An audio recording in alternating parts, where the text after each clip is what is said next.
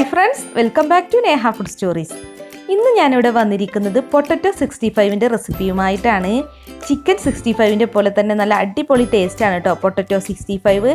അപ്പോൾ ഇതെങ്ങനെയാണ് ഉണ്ടാക്കുന്നതെന്ന് നോക്കിയാലോ. പൊട്ടറ്റോ 65 ഉണ്ടാക്കാൻ വേണ്ടിയിട്ട് 250 ഗ്രാം പൊട്ടറ്റോയാണ് ഞാൻ എടുത്തിട്ടുള്ളത്. അപ്പോൾ ഇതുപോലെ ചെറിയ ക്യൂബ്സ് ആയിട്ടാണ് കട്ട് ചെയ്തെടുത്തിട്ടുള്ളത്. അപ്പോൾ ആദ്യം തന്നെ ഇതൊന്ന് വേവിച്ചെടുക്കണം. അപ്പോൾ അതിന് വേണ്ടി തിളച്ച വെള്ളത്തിലിട്ടൊന്ന് വേവിച്ചെടുക്കുക. ഹൈ ഫ്ലെയിമിലിട്ട് തന്നെ വേവിച്ചാൽ മതി. ഈ പൊട്ടറ്റോ വെന്ത് ഉടയുന്നത് വരെ വേവിക്കരുത് കേട്ടോ, ജസ്റ്റ് ഒന്ന് വെന്ത് കിട്ടിയാൽ മതി. അപ്പോൾ ഇത് വെന്തിട്ടുണ്ട്. ഇനിയിപ്പോൾ ഈ വെള്ളത്തിൽ നിന്ന് ഇത് ഊറ്റി മാറ്റണം.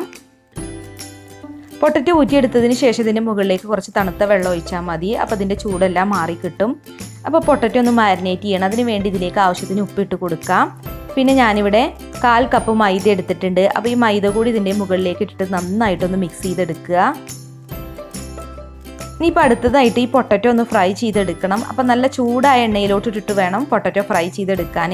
പൊട്ടറ്റോ ആദ്യം തന്നെ നമ്മൾ വേവിച്ചത് കാരണം ഹൈ ഫ്ലെയിമിലിട്ട് തന്നെ ഫ്രൈ ചെയ്താൽ മതി. 2 വശവും നന്നായിട്ടൊന്ന് ഫ്രൈ ആയി കഴിഞ്ഞാൽ നമുക്ക് പൊട്ടറ്റോ ഇതിൽ നിന്ന് മാറ്റാം. പൊട്ടറ്റോ പെട്ടെന്ന് തന്നെ ഫ്രൈ ആയി കിട്ടിക്കോളും. അപ്പോൾ പൊട്ടറ്റോ ഒക്കെ ഇവിടെ ഫ്രൈ ആയിട്ടുണ്ട്. ഇനിയിപ്പോൾ നമുക്കിത് ഈ എണ്ണയിൽ നിന്ന് മാറ്റാം. ബാക്കിയുള്ളതും ഇതുപോലെ തന്നെ ഫ്രൈ ചെയ്തെടുക്കാം. അപ്പോൾ പൊട്ടറ്റോ എല്ലാം ഫ്രൈ ചെയ്തതിന് ശേഷം നമുക്ക് ഇനി 65 ഉണ്ടാക്കി തുടങ്ങാം. അപ്പോൾ അതിന് വേണ്ടി ഒരു പാനിലേക്ക് 2 ടേബിൾ സ്പൂൺ വെളിച്ചെണ്ണ ചേർത്തിട്ടുണ്ട്. ഇനി ഇതിലേക്ക് 1 ടേബിൾ സ്പൂൺ സവാള കൊത്തി അരിഞ്ഞത് ചേർത്ത് കൊടുക്കാം. പിന്നെ വേണ്ടത് വെളുത്തുള്ളിയാണ്. വെളുത്തുള്ളി തന്നെ ഒരു 4 അല്ലി വെളുത്തുള്ളി ചെറുതായിട്ട് കട്ട് ചെയ്തെടുത്തിട്ടുണ്ട്. പിന്നെ കുറച്ച് കറിവേപ്പിൻ്റെ ഇല ഇട്ട് കൊടുക്കാം.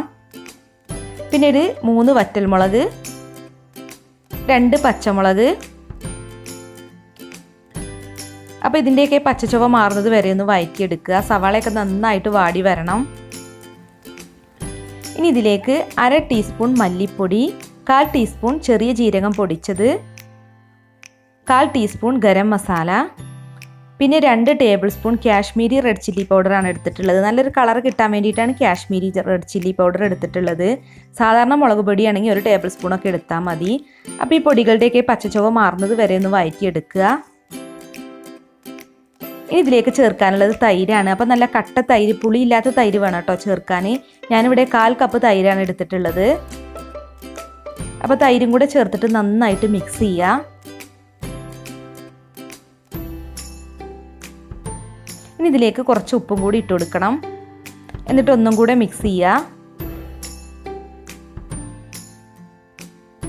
ഇനി നമ്മൾ ഫ്രൈ ചെയ്ത് വെച്ചിട്ടുള്ള പൊട്ടറ്റോ ഇതിലേക്ക് ഇട്ടിട്ടൊന്ന് മിക്സ് ചെയ്തെടുക്കാം. ഇനിയിപ്പോൾ ഇതിലെ മസാല ഒന്ന് ഡ്രൈ ആക്കി എടുക്കണം. അപ്പോൾ ലോ ഫ്ലെയിമിലിട്ടൊന്ന് മിക്സ് ചെയ്തെടുത്താൽ മതി, അല്ലാന്നുണ്ടെങ്കിൽ അടി പിടിക്കും. അപ്പോൾ ഇതൊക്കെ ഇവിടെ നന്നായി ഡ്രൈ ആയി വന്നിട്ടുണ്ട്. ഇനി ഇതിലേക്ക് കുറച്ച് മല്ലിയില ചെറുതായിട്ട് കട്ട് ചെയ്തതും കൂടി ചേർക്കാം. മല്ലിയില കൂടി ചേർത്താൽ നല്ലൊരു ടേസ്റ്റാണ് കേട്ടോ അതിന്. പിന്നെ മല്ലിയിലയും പൊട്ടറ്റോയും നല്ലൊരു കോമ്പിനേഷൻ ആണല്ലോ. അപ്പോൾ ഇത്രയേ ഉള്ളൂ, നമ്മുടെ പൊട്ടറ്റോ 65 ഇവിടെ റെഡി ആയിട്ടുണ്ട്. നല്ല അടിപൊളി ടേസ്റ്റാണ്. നല്ല ഈസി ആയിട്ട് ഉണ്ടാക്കാനും പറ്റും. അപ്പോൾ എല്ലാവരും ട്രൈ ചെയ്ത് നോക്കിയിട്ട് ഫീഡ്ബാക്ക് ഒക്കെ ഒന്ന് അറിയിക്കുക. അപ്പോൾ ഞാനിതിപ്പോൾ ഒരു സെർവിങ് പ്ലേറ്റിലോട്ട് മാറ്റുകയാണ്.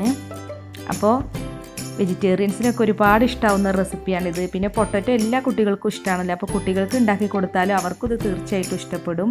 അപ്പോൾ ഇന്നത്തെ റെസിപ്പി എല്ലാവർക്കും ഇഷ്ടമായെന്ന് കരുതുന്നു. അപ്പോൾ വീഡിയോസൊക്കെ കണ്ടിട്ട് ഇഷ്ടമായിട്ടുണ്ടെങ്കിൽ ഒന്ന് ലൈക്ക് ചെയ്യുക. അതുപോലെ നിങ്ങളുടെ ഫ്രണ്ട്സിനും റിലേറ്റീവ്സിനും ഒക്കെ ഒന്ന് ഷെയർ ചെയ്ത് കൊടുക്കുക. പിന്നെ നമ്മുടെ ചാനൽ സബ്സ്ക്രൈബ് ചെയ്യാത്തവരുണ്ടെങ്കിൽ ഒന്ന് സബ്സ്ക്രൈബ് ചെയ്ത് സപ്പോർട്ടും കൂടി ചെയ്യുക. പിന്നെ നിങ്ങളുടെ വിലയേറിയ അഭിപ്രായങ്ങളൊന്ന് കമൻറ്റ് ചെയ്യുക കേട്ടോ. അപ്പോൾ നാളെ മറ്റൊരു അടിപൊളി റെസിപ്പീസുമായി നമുക്ക് വീണ്ടും കാണാം. Thank you.